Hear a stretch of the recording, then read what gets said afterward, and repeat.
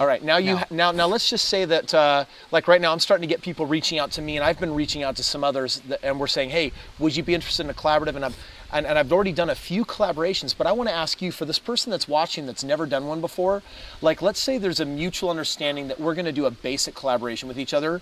Are there contracts? Is it verbal agreement? Like what's the next step? So this is kind of a long-term strategy from the beginning, but it's good to have some kind of a release form. So anyone who's going to participate in your video, anyone whose face is going to be in your video, it's just good practice to have them sign a release, which basically just gives you permission and license to have them in your video. That way down the road, nothing's going to come back on you. Yeah, because basically if you don't have that release and 4 years later they say, hey, you know what, I don't want to be in this video anymore, you could have 1 million views or a couple 100,000 views. You could be monetizing that video, but bottom line is if they want it out and you don't have the proper paperwork, you have to decommission that video. So is that going to happen? I mean, likelihood? No. I mean, I've never had anything like that happen. No, but you dot your I's, you cross your T's, right? So do you usually sign anything with a collaborative, or is it just so small of a project that, hey, we do a video with me, we do a video with you, and boom, you know? Well, I think the goal here is if you want to treat YouTube like a business, then absolutely you do sign a contract with the collaborative. And the professional YouTube channels that I've worked with who take it seriously as a business absolutely do that. And we have contracts for our channel as well, so absolutely. Well, and if you think about it for a moment, it's like you can do a really small shout out, you could do a massive shout out. There's so many different ways. You could wait to the end of the video, you could drop it during a prime time. So I think it's important to have like a really just good understanding of, if we are going to play with each other, let's make sure that we both take care of each other and create good value for each other. So let's talk about how to reach out to collaborators or potential collaborators. First of all, one of the websites that you can use is called tubularlabs.com. You can get on there and you can find what kind of audience overlaps with you and what other channels they tend to watch as well. You can search by age or demographic, and you can find basically channels that you never knew existed that might actually be a good fit for overlapping with your audience. Now on the YouTube page itself, if you go to somebody's YouTube watch page or homepage, if you put a /about in the URL, it'll take you to an about section where quite often people have listed their email address, and you can contact them. You can get that email address, send them a message, and just try and open up communication that way. Usually I keep it short, like, hey, I'm Grant, the King of Random from YouTube. We have about 9 million subscribers. You know, love what you're doing. Would you be interested in doing a collaboration?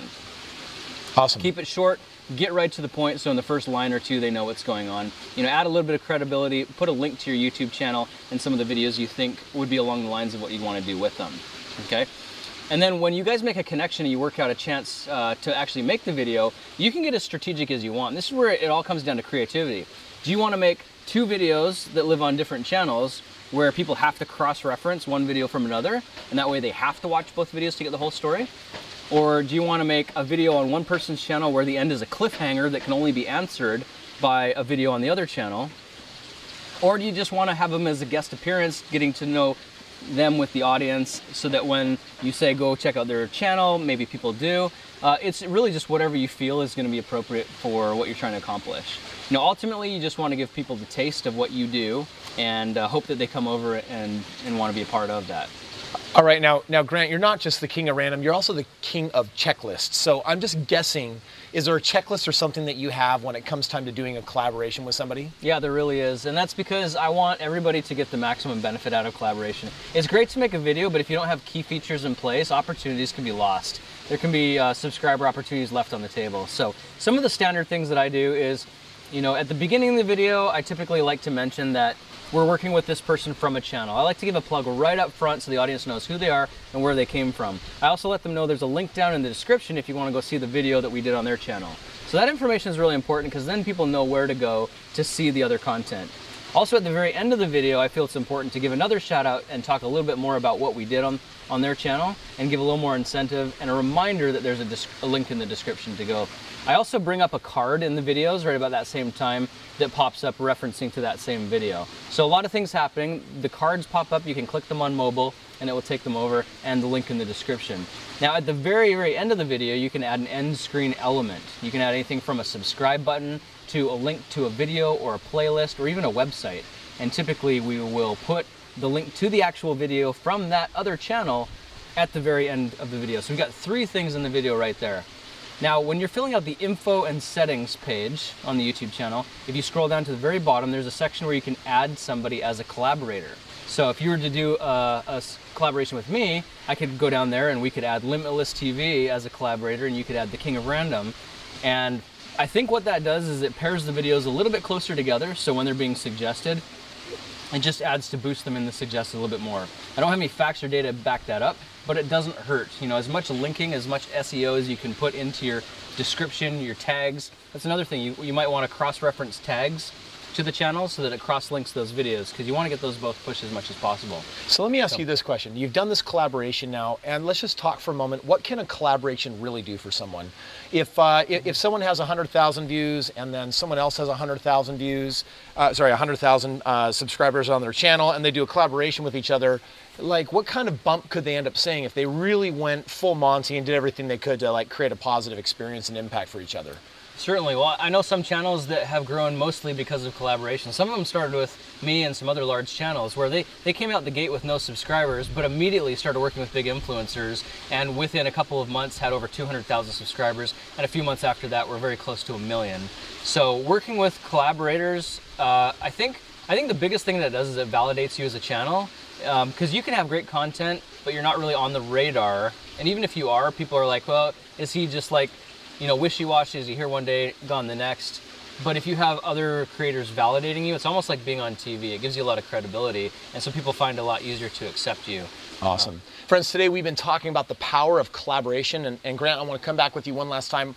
Is there any final advice you'd give for our friends here, our self-made friends that are here saying, all right, I want to tackle YouTube, I want to blow up my channel, I want to make it happen? What's your final word of advice on collaboration? I don't think you could ever start too soon with collaborations. Whatever you're doing in your video, you can probably do it with somebody else. So why not reach out, find somebody that you want to work with and invite them into your channel. And I would say do it from a selfless point of view. Invite people to come work with you on your channel and give them shout outs. And if they don't reciprocate, that's okay, just own it. That value will come back to you some other way. But the more that you reach out, the more you give. And one other final thought is if there are bigger channels you want to work with, you might want to just think about giving them shout outs naturally in your videos anyway, with no expectation of anything coming back. Because if you did a parody video, or you shouted somebody out, or you did something pretty epic that might get the attention of a bigger creator, they may just come back and validate you for that. They might send out a tweet that just blows your channel up. So it's not a bad idea to give credit where you feel it's due, and almost use that as a tool to get on the radar when you don't necessarily have big value to start with. You know, I think the final thing that I want to share as we wrap this video up, and one of the things that I've learned from just interacting with Grant, is that we live in a world where a lot of people like to go after others with what's in it for me. And there's a mindset here, right? This mindset is, I want to take, I want to take, I want to take. And in life, you've got your takers and you've got your givers. The takers already have their doomsday set. Because ultimately, how far can they really get? Are they going to achieve a real inevitable level of success? Really, what I've been learning as I've been working with Grant is that you want to be a giver. You want to find a way to create even more value. You want to try to outdo the other person. You want to find a way to give, give, and give. And when you're in that spirit and energy of giving and shouting out props and giving people that hookup, what it does is it puts karma in motion that wants to come back to you.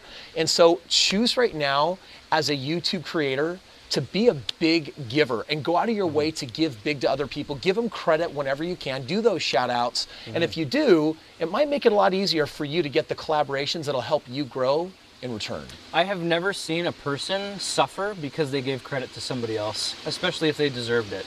You know, but I have seen a lot of people who tried to keep the credit to themselves, and naturally people want to take them down because they can tell they're being selfish. You could probably build your whole channel and very good rapport with a lot of people in every video just by giving praise, giving shout outs, and doing something for somebody else. I mean, that'll just build an audience affinity with you organically just by itself. All right, friends, thank you so much for joining us on today's self-made video. This has been brought to you with this whole idea of collaboration. It is a big powerhouse step for how you get your channel to the next level. And we've got a link down in the description to our course where we've got things like this laid out for you, strategies and step-by-step outlines that you can follow, that you can use as a model, things that have worked for us that you can apply to your own YouTube channel and follow in our footsteps. So if you want the checklists, and if you want to know what the strategy is, if you want to know what the contracts look like, if you want to line up all your ducks and do it the right way, click the link at the website and let us share some of that with you. See you there.